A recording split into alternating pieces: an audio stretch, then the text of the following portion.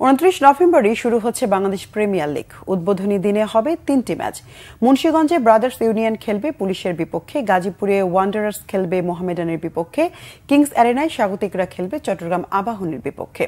গত 22 November challenge cup দিয়ে শুরু হয়েছে ঘরোয়া ফুটবলের নতুন মৌসুম। সেই ম্যাচে মোহামেডানকে 3-1 গোলে হারিয়ে মৌসুমের প্রথম ট্রফি জয় করেছে বসুন্ধরা কিংস। এবার প্রিমিয়ার লিগেও হট ফেভারিট গত 4 আসরে চ্যাম্পিয়ন কিংস। শুধু চ্যালেঞ্জ কাপই নয়, প্রিমিয়ার লিগ ও ফেডারেশন কাপের top favourite Bashundhara Kings. Treble জয়ের হাতছানি নিয়ে প্রিমিয়ার লিগে মাঠে নামবে দেশের ঘরোয়া ফুটবলের সময়ের সেরা দলটি। প্রিমিয়ার লিগে এবার খেলছে 10টি দল: Bashundhara Kings, Mohammedan, Abahani, Chattogram Abahani, Police FC, Fortis এফসির Rahmatganj Brothers Union, Dhaka Wanderers ও ইয়ংম্যানস ফকিরের পুল। দেশের রাজনৈতিক পট পরিবর্তন, শেখ রাসেল কেসি এবং শেখ জামাল ধানমন্ডি ক্লাব এবার দল গড়তে পারেনি। প্রিমিয়ার লিগের খেলাগুলো হবে 5 ভেন্যুতে। এবার ভেন্যুর তালিকায় যোগ হয়েছে গাজীপুরের শহীদ বরকত স্টেডিয়াম।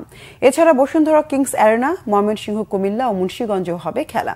সপ্তাহে 2 দিন শুক্র ও শনিবার হবে প্রিমিয়ার লিগের খেলা। ফেডারেশন কাপের খেলা হবে প্রতি মঙ্গলবার। 3 ডিসেম্বর শুরু হবে ফেডারেশন কাপ।